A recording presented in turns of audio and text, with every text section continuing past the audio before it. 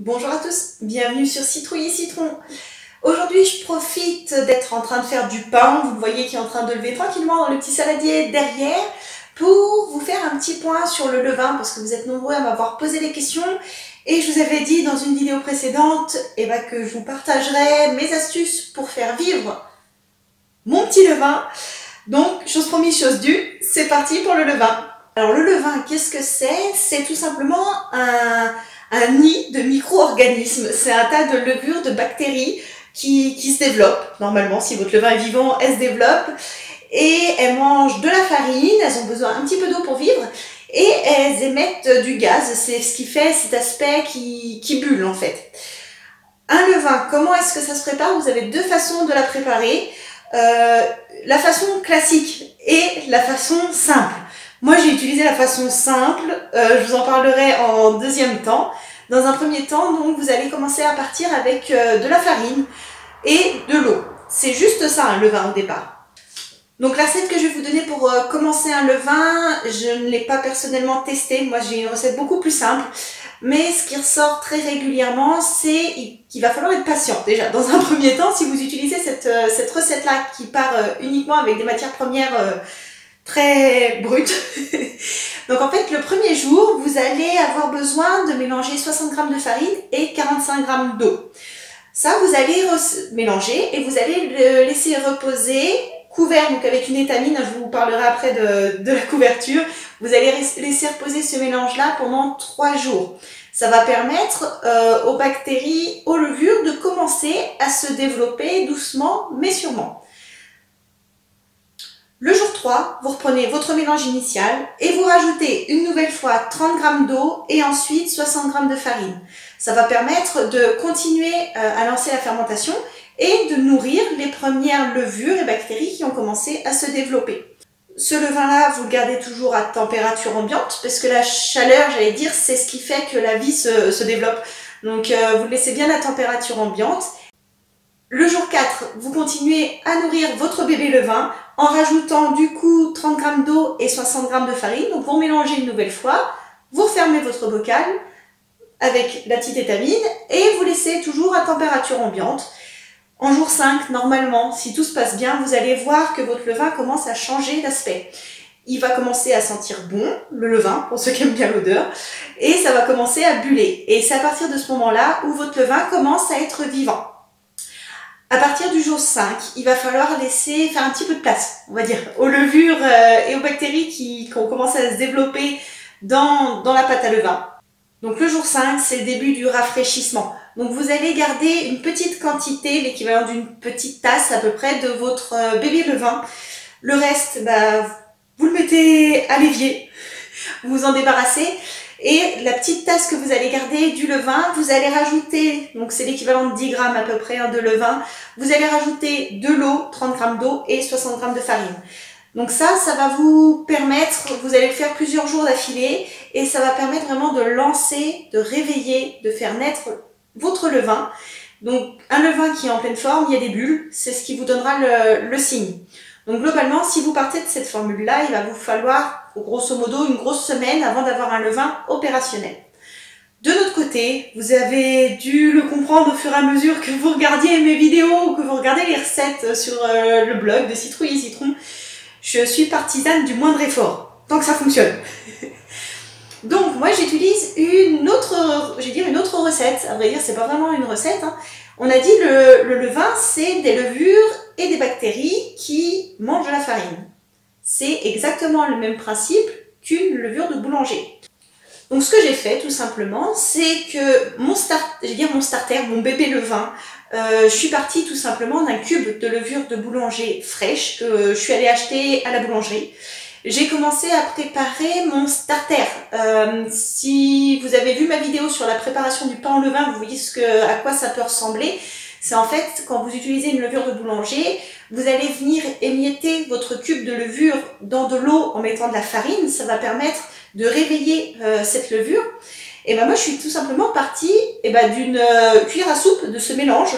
Donc le mélange, la grosse partie du mélange m'a servi à faire un premier pain. Et cette cuillère à soupe que j'ai mis de côté, c'est ça qui m'a servi d'embryon pour le levain. Donc j'ai pris ma cuillère à soupe de ce mélange à base d'une levure de boulanger et j'ai suivi globalement le protocole que je vous ai donné. Je lui ai donné à manger de la farine, de l'eau régulièrement en rafraîchissant de temps en temps mon levain de façon à enlever une partie de la population de bactéries et de levures pour laisser la place aux autres pour se développer correctement. Et ça fait du coup plus de 6 mois que j'ai ce levain-là, que je nourris régulièrement, que j'utilise régulièrement et qui vient simplement d'un cube de levure de boulanger. Alors, un levain, je vais dire ne vous inquiétez pas, un levain qui est en bonne forme, en fait il y a tellement de micro-organismes qui se sont développés dedans, des micro-organismes qu'on cherche, hein, tous ceux qui mangent de la levure, qu'il peut pas y avoir de moisissures qui vont se développer. Elles auront pas la place, en fait, la nature aime pas le vide. Donc les moisissures vont venir se développer, les moisissures qu'on ne cherche pas vont venir se développer à partir du moment où le levain, il sera mort. Donc il n'y a aucune inquiétude, hein, la nature elle est bien faite. Ce que je voulais vous dire, on avait dit tout à l'heure, la petite étamine là, que vous voyez sur le dessus, ça, dans un premier temps, on avait utilisé notre petit récipient là, de plastique sur lequel on avait simplement posé, on n'avait pas cliqué, on avait juste posé le couvercle en plastique. Et on s'est assez rapidement rendu compte que le levain, il avait comme du mal à respirer en fait. Quand on enlevait le couvercle, ça sentait vraiment très acide, ça sentait pas bon. Et on a trouvé cette alternative-là, donc c'est juste un bout de tissu, hein, c'est du coton qu'on a découpé du bon diamètre et qu'on fait tenir tout simplement avec un élastique. Alors, ça permet du coup d'avoir un levain qui respire facilement et qui va pas sentir mauvais. Et ça empêche les bestioles, les fameuses bestioles dont je vous parlais dans la recette de la pâte à pain, de venir mourir, s'écraser, se noyer dans le levain. Donc c'est vraiment quelque chose qu'on a trouvé de tout simple et de mieux qu'un couvercle en plastique qu'on met dessus. Côté nourrissage, je vais vous dire franchement les choses. Il y a des recettes où il faut vraiment peser les quantités qu'on enlève de levain pour relancer la vie dedans. Des quantités très précises de farine et d'eau. Je me suis dit qu'au Moyen-Âge, ils utilisaient déjà du levain et qu'ils n'avaient pas les balances de précision qu'on a aujourd'hui. Alors je fais complètement à l'œil. Quand je vois que le levain a faim, en fait, il va faire une petite couche un peu d'eau sur la surface. Donc quand c'est comme ça, j'enlève, je vide en fait la couche d'eau. Je lui redonne à manger, je lui redonne de l'eau. Globalement, je le nourris à peu près tous les 2 jours, tous les 2-3 jours. Si je l'utilise pas pour cuisiner. Si j'utilise pour cuisiner, ben, je le nourris tout simplement et puis ça repart pour le prochain pain.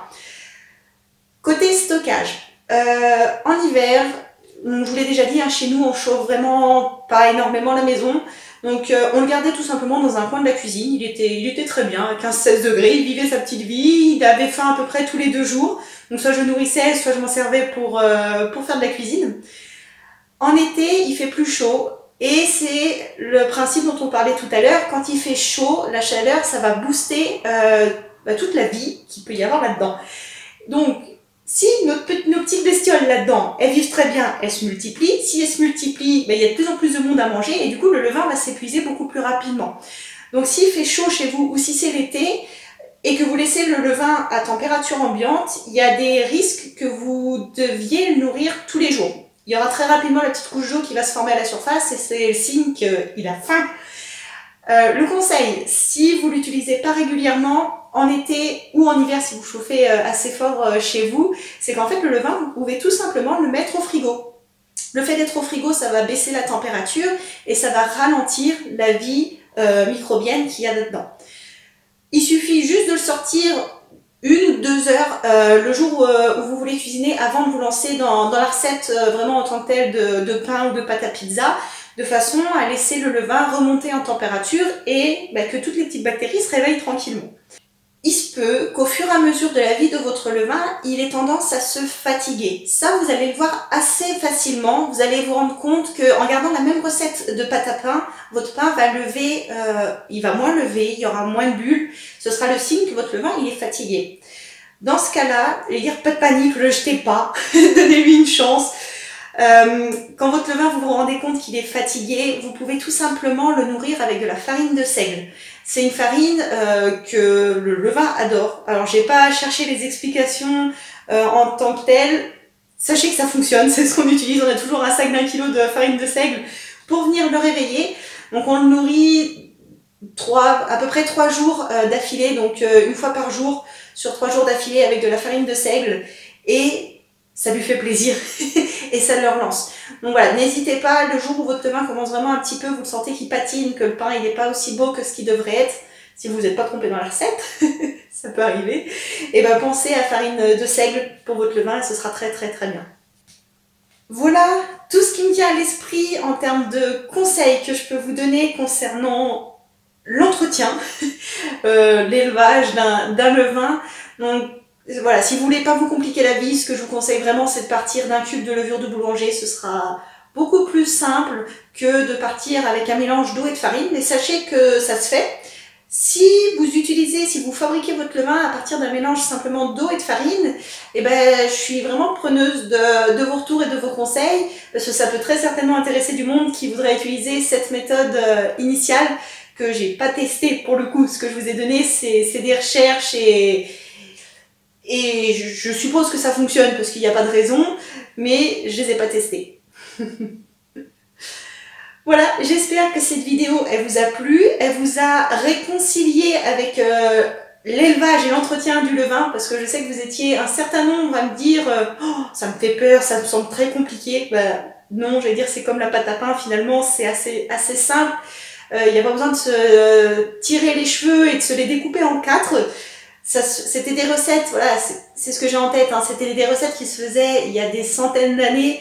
Les gens, ils étaient pas aussi carrés que nous sur l'utilisation des quantités et ça fonctionnait très bien. Donc je vous invite fortement à essayer. De mon côté, je continue à tester des recettes à base de levain. Donc je vous ai déjà partagé la recette de la pâte à pain au levain. Je vous partagerai également la recette de la pâte à pizza au levain. Et je vais essayer de me relancer. L'année dernière, j'avais fait des baguettes viennoises au levain.